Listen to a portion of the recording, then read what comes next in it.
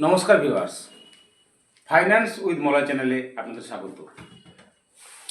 আজকের ভিডিওর বিষয় একটু অন্যরকম। দেখুন, আমরা সকলেই আসি এইখান থেকে কিছু ইনকাম করতে, মার্কেট থেকে ইনকাম করতে। কেউ করেন ফিউচার অপশান, কেউ করেন ফিউচারে সেল বা বাই করেন, কেউ আবার ডেইলি ক্যান্ডেলে সুইং করেন, কেউ পজিশনাল ট্রেড করেন, পজিশনাল ইনভেস্টিং করেন, মোমেন্টাম ইনভেস্টিং করেন, কেউ বা লং টার্ম ইনভেস্টমেন্ট করেন, প্রায় বাই অ্যান্ড ফরগেট এরকম সিস্টেমে। আপনি যাই করুন, মনে রাখবেন মার্কেট থেকে আর্নিংয়ের উপায়। আমি তো প্রথমেই বলছি যে ইন্ট্রাডে, ফিউচার অ্যান্ড অপশান, এসবগুলোতে আমি এই নিয়ে ইন্টারেস্টেড নই। বিশেষ করে সুইংটাও যে খুব একটি ভালো রিটার্ন দেয় সেটিও নয়। যারা পারেন তাদের কথা আলাদা।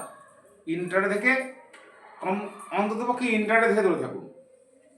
পজিশনাল করতে পারেন বা মোমেন্টাম ইনভেস্টিং করতে পারেন, অথবা এবং আপনি লং টার্ম ইনভেস্ট করতে পারেন। দেখুন, আপনি মোমেন্টাম ইনভেস্ট করুন বা পজিশনাল করুন বা লং টার্ম করুন, যদি দুটোই করেন, দেখুন মোমেন্টাম ইনভেস্টিংয়েও কিন্তু মাল্টিপ্যাকার পাওয়া যায়। আমি আগের দিন বলেছিলাম। লং টার্ম ইনভেস্টমেন্ট তো সম্পূর্ণ সফিস্টিকেটেড একটা ব্যাপার। প্রথমেই যেটা করবেন সেটা হবে এমন, দেখুন আমরা এসে কী করি, আমরা কিছু ইনকাম করব এবং আমার টাকাটাতে ইনকাম হচ্ছে কি না প্রতিদিন বারবার খুলে দেখছি। এবং আমাদের ক্ষমতার বাইরে, এটা মেন কথা, আমাদের ক্ষমতার বাইরে যে টাকাটি আমাদের সংসারে প্রয়োজন হবে বা আমাদের ভবিষ্যতে প্রয়োজন হবে, সেই টাকাটির একটি বড় অংশ বা সম্পূর্ণ অংশটাই আমরা ইনভেস্টিং করে দিলাম, মোমেন্টাম ইনভেস্টিং হোক বা লং টার্ম ইনভেস্টমেন্ট হোক। কিন্তু টাকাটা আমার দরকার 2 মাস বা 6 মাস পরে আমার দরকার, বা নেক্সট মাসে দরকার। বেশিরভাগ রিটেলাররা আমরা এইরকম করি। এইরকম করলে আপনি কোনো দিন মার্কেটে সাস্টেন করতে পারবেন না।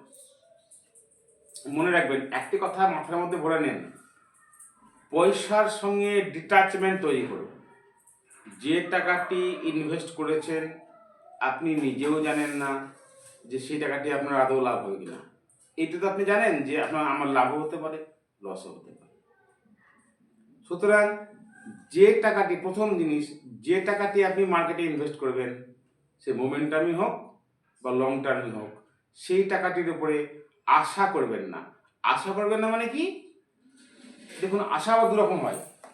যে আমার কাছে 50,000 টাকা, রিটেলার, ছোটো রিটেলার 10,000 টাকা আছে, এইখানে সেটা পেয়েছি, সেটা পেয়ে আমি 10,000 টাকা ইনভেস্ট করে দিলাম। আমার টার্গেট 50%, আমি যেহেতু মোমেন্টাম বলছি, 40%, 10,000 টাকায় 4,000 টাকা হবে, 14,000 টাকা হবে। সেখান থেকে আমি 2,000 টাকা 3,000 টাকা আমি খরচা করবো, আরও 10,000 টাকা ইনভেস্ট করবো। এরকম ধরনের ক্যালকুলেশন কিন্তু রিটেলাররা করেন। এটা কিন্তু বড়ই মারাত্মক জিনিস।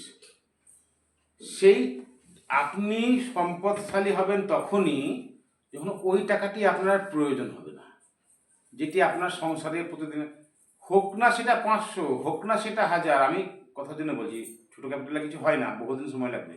তো আমি বলতে চাইছি, যে টাকাটি আপনি ইনভেস্ট করবেন সেটি যেন আপনার সংসারের কাজে প্রয়োজন না হয়, অন্তত ইমিডিয়েট প্রয়োজন না হয়, আপনার যেন 5-7 বছর সেই টাকাটির প্রয়োজন না হয়, এটিকে মাথায় রাখবেন। যদি এই পয়সার প্রতি আপনার অতিরিক্ত অ্যাটাচমেন্ট থাকে, তাহলে কিন্তু আপনার মধ্যে প্যানিক কাজ করবে, আপনি কোনো দিন হোল্ড করতে পারবেন না, পয়সা আপনার হবে না। একটি টাকা নিলেন, ধরুন যে যেমন, কার কাছে 1 লাখ আছে, কার কাছে 50,000, কার কাছে 10,000, সেই টাকাটি আপনার সংসারে লাগবে না। সেই টাকাটি আপনি ইনভেস্ট করলেন এবং সেই টাকাটি অর্থ ইনকাম হলে পরে বা লাভ হলে পরে সেই টাকাটি আমি এনজয় করবো, এটি ভাববেন না। অন্তত 5-7 বছর, 10 বছর নয়, ওই টাকাটিকে রিইনভেস্ট করুন। আবার লাভ লস যা হবে সেটাকে আবার রিইনভেস্ট করুন। ওই টাকাটির প্রতি আপনি ডিটাচড থাকুন। অ্যাটাচ থাকলে হবে না, ডিটাচ থাকতে হবে। অ্যাটাচমেন্ট, প্রতিদিন দেখবেন প্যানিক হবে, আপনি বেরোবেন, লস করবেন, আবার ঢুকবেন, বারবার সেই ইন্টারনেট ট্রেডিংয়ের মতোই হবে। ওটা 5 মিনিটে হতো, এটা আপনি সপ্তাহে ক্যান্ডেলে বা ডেলিকার ক্যান্ডেলে বা মাসের ক্যান্ডেলে একই জিনিস করবেন, দিয়ে দেখবেন যেটি আপনি 500 টাকা কিনেছিলেন সেটি 5000 হলো, কিন্তু আপনার লাভের লাভ 200 টাকা। 10 বার বেরিয়েছেন, 10 বার ঢুকেছেন, অর্ধেকটা ব্রোকারেজ দিয়েছেন। আপনার তো টার্ন ওভার ট্যাক্স এগুলো লাগবেই, জিএসটি এগুলো তো লাগবেই। সুতরাং এই অ্যাটাচমেন্ট থাকলে এই অবস্থায় হবে। সেই টাকাটি বারো বলছি, সেই টাকাটি লাগাবেন যেটাতে আপনার ইমিডিয়েট প্রয়োজন নাই, অন্তত 5-7 বছরের জন্য, যে টাকাটির উপর আপনার কোনো অ্যাটাচমেন্ট রাখবেন না। দ্বিতীয় কথা, এটা 1 নম্বর। দ্বিতীয় কথা, সিস্টেম মানুন। Intraday option, future option, swing, ডেলিকার ক্যান্ডেলের সুইং, এগুলোকে আমি খুব একটা বিশ্বাসী নই। আমি পজিশনাল বা লং টার্ম ইনভেস্টমেন্টে বিশ্বাসী।